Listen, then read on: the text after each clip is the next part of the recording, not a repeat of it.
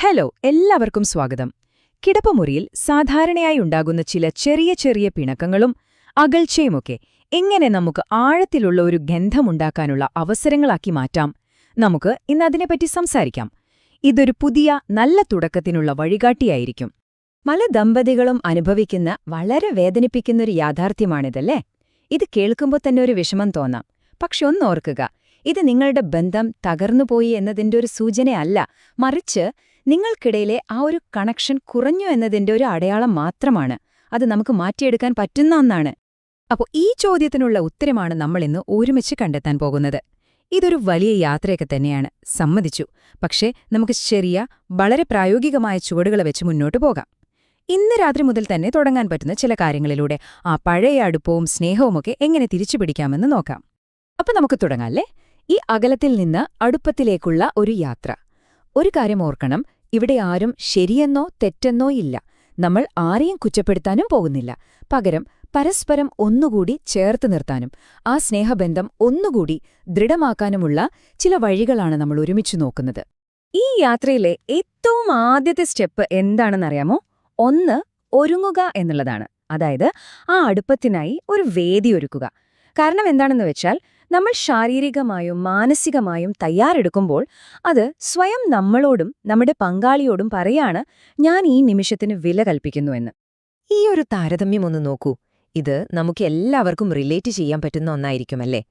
നമ്മളിൽ പലരും ദിവസത്തെ മുഴുവൻ ടെൻഷനും സ്ട്രെസ്സുമൊക്കെ ഒരു പടച്ചട്ട പോലെ ഇട്ടുകൊണ്ടാണ് പലപ്പോഴും കിടപ്പുമുറിയിലേക്ക് വരുന്നത്. എന്നാൽ സ്നേഹത്തിന്റെ ആ ഒരു സ്വകാര്യ നിമിഷത്തിലേക്ക് കടക്കുന്നതിനു മുൻപ് ആ പടച്ചട്ട ബോധപൂർവം ഒന്നഴിച്ചുവെക്കേണ്ടത് വളരെ അത്യാവശ്യമാണ്. വളരെ സിമ്പിളായിട്ടുള്ള കാര്യങ്ങളാണിത്, അല്ലേ? ഒരു വൃത്തിയും ഫ്രഷ്നെസ്സുമൊക്കെ നിങ്ങൾ പങ്കാളിക്കായി ശ്രദ്ധിക്കുന്നു എന്നതിന്റെ വലിയൊരു സൂചനയാണ്. നമ്മൾ ജോലി കഴിഞ്ഞു വന്ന അതേ വേഷത്തിൽ തന്നെ കിടക്കയിലേക്ക് പോകുമ്പോൾ അത് ചിലപ്പോൾ കാലക്രമേണ നമ്മുടെ പങ്കാളിക്ക് നമ്മളോടുള്ള ഒരു താൽപ്പര്യം കുറയ്ക്കാനിടയുണ്ട്. ഈ ഒരു 5 മിനിറ്റ് നിങ്ങൾക്കായിട്ട്, നിങ്ങളുടെ ബന്ധത്തിനായിട്ട് ഒന്ന് മാറ്റിവെച്ചു നോക്കൂ. അപ്പോ നമ്മൾ ഫിസിക്കലി റെഡിയായി. ഇനി അടുത്തത് മെന്റലായിട്ട് എങ്ങനെ ഒരുങ്ങാം? പലപ്പോഴും നമ്മൾ ഉറങ്ങാൻ കിടക്കുന്ന ആ സമയമാണ് അന്നത്തെ പരാതികളും പ്രശ്നങ്ങളുമൊക്കെ പറയാൻ വേണ്ടി തെരഞ്ഞെടുക്കുന്നത്. പക്ഷെ ഒന്ന് ഓർക്കുക, ആദ്യം പരസ്പരം ഒന്ന് കണക്ട് ചെയ്യാതെ പ്രശ്നങ്ങളിലേക്ക് നേരിട്ട് കടക്കുന്നത് അറിയാതെ തന്നെ നിങ്ങളുടെ പങ്കാളിയെ നിങ്ങളിൽ നിന്ന് അകറ്റാൻ കാരണമാകും. നമ്മുടെ മനസ്സിലുള്ള കാര്യങ്ങൾ തുറന്നു പറയണം എന്നതിൽ ഒരു തെറ്റുമില്ല. അത് വളരെ സ്വാഭാവികമാണ്. പക്ഷെ അതിന് ഒരു ശരിയായ സമയവും രീതിയുമുണ്ട്. നമ്മുടെ പങ്കാളിയുടെ മാനസികാവസ്ഥ എന്താണെന്ന് പോലും നോക്കാതെ നമ്മുടെ പ്രശ്നങ്ങളെല്ലാം അവരിലേക്കങ്ങ് അടിച്ചേൽപ്പിക്കുന്നതത്ര ശരിയായ കാര്യമല്ല. അതുകൊണ്ട് നിങ്ങളുടെ പ്രശ്നങ്ങൾ പങ്കുവെക്കുന്നതിനു മുൻപ് ഈ ഒരു ചോദ്യം സ്വയം ഒന്ന് ചോദിക്കുന്നത് വളരെ നല്ലതാണ്. ഒരുപക്ഷെ ആ നിമിഷം നിങ്ങൾ രണ്ടുപേർക്കും വേണ്ടത് പ്രശ്നപരിഹാരമല്ലായിരിക്കാം, മറിച്ച് കുറച്ച് സ്നേഹവും അടുപ്പവുമാകാം. അപ്പോ ആദ്യം കണക്ട് ചെയ്യുക, എന്നിട്ട് ഒരു ടീമായിട്ട് ആ ദിവസത്തെ പ്രശ്നങ്ങളെ നേരിടുക. ഇനി നമ്മൾ സംസാരിക്കാൻ പോകുന്നത് കുറച്ച് സെൻസിറ്റീവായ എന്നാൽ വളരെ പ്രധാനപ്പെട്ട ഒരു കാര്യത്തെക്കുറിച്ചാണ്. ലൈംഗികതയോട് താൽപ്പര്യമില്ലാത്ത ഒരു സമയത്ത് വേണ്ട എന്ന് എങ്ങനെ പറയും?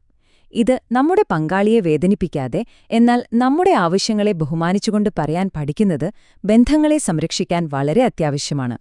ഇവിടെയാണ് നമ്മൾ തിരിച്ചറിയേണ്ട പ്രധാനപ്പെട്ട ഒരു കാര്യം. ഇല്ല എന്ന് പറയുന്നത് ഒരു നിരാസമല്ല, അല്ലെങ്കിൽ ഒരു റിജക്ഷനല്ല.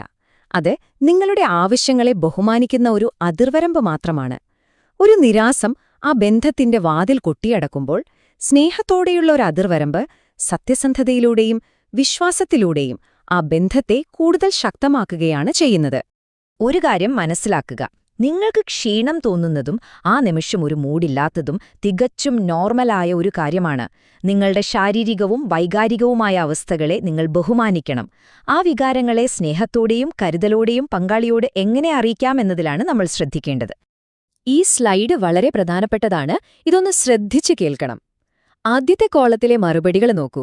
എന്നെ തുടരുത്, എനിക്ക് മൂഡില്ല എന്നൊക്കെ പറഞ്ഞ് തിരിഞ്ഞു കിടക്കുമ്പോൾ അത് പങ്കാളിക്ക് അവരെ വ്യക്തിപരമായി തിരസ്കരിച്ചതായിട്ടാണ് തോന്നുക. എന്നാൽ രണ്ടാമത്തെ കോളത്തിലെ മറുപടികൾ നോക്കൂ. അത് ആ നിമിഷത്തെ ലൈംഗികതയെയാണ് നിരസിക്കുന്നത്, പങ്കാളിയെ അല്ല. അത് സ്നേഹത്തിന്റെയും അടുപ്പത്തിന്റെയും വാതില് തുറന്നു തന്നെ വെക്കുന്നു. അപ്പോ ഇത്രയും നേരം നമ്മൾ സംസാരിച്ച കാര്യങ്ങളൊക്കെ എങ്ങനെ ജീവിതത്തിൽ കൊണ്ടുവരാം എന്ന് നോക്കിയാലോ? കാരണം കിടപ്പുമുറിയിലെ വളരെ ചെറിയ മാറ്റങ്ങൾക്കാണ് പലപ്പോഴും ബന്ധങ്ങളിലെ ഏറ്റവും വലിയ അത്ഭുതങ്ങൾ സൃഷ്ടിക്കാൻ കഴിയുന്നത്. അപ്പോ ഇതാണ് നിങ്ങളുടെ കയ്യിലുള്ള 3 പ്രധാനപ്പെട്ട ടൂൾസ്. 1. അടുപ്പത്തിനായി ഒരുങ്ങാനുള്ള ആ 5 മിനിറ്റ് ശീലം. 2. സംസാരിക്കുന്നതിന് മുൻപ് കണക്ഷൻ ഉറപ്പിക്കാനുള്ള ആ ചോദ്യം. പിന്നെ മൂന്നാമത്തേത്, നിങ്ങളെയും നിങ്ങളുടെ ബന്ധത്തെയും സംരക്ഷിക്കുന്ന, സ്നേഹത്തോടെ വേണ്ട എന്ന് പറയാനുള്ള ആ കഴിവ്. ഇവയെല്ലാം നിങ്ങൾക്ക് ഇന്ന് തന്നെ പരീക്ഷിച്ചു നോക്കാവുന്നതേയുള്ളൂ. ഇതെല്ലാം കേട്ട് വലിയൊരു ടാസ്കായിട്ട് തോന്നുന്നുണ്ടോ? വിഷമിക്കണ്ട. ഈ ഒരു യാത്ര തുടങ്ങാൻ ഒരുപാട് കാര്യങ്ങൾ ഒന്നിച്ചു ചെയ്യണമെന്നില്ല. വേണ്ടത് ഒരൊറ്റ കാര്യമാണ്. അകഴ്ചയിൽ നിന്ന് അടുപ്പത്തിലേക്ക് ബോധപൂർവം വെക്കുന്ന ഒരൊറ്റ ചുവട്. ആ ഒരൊറ്റ മാറ്റം മതി ഒരു പുതിയ വലിയ തുടക്കത്തിന്. അപ്പോ എന്റെ ചോദ്യം ഇതാണ്. ഈ ഒരു ചർച്ചയിൽ നിന്ന് കിട്ടിയ അറിവ് വെച്ച് ഇന്ന് രാത്രി നിങ്ങളുടെ ബന്ധത്തിലെ സ്നേഹത്തിന്റെ ഒരു പുതിയ പാലം പണിയാൻ നിങ്ങൾക്ക് എന്ത് ചെയ്യാൻ കഴിയും?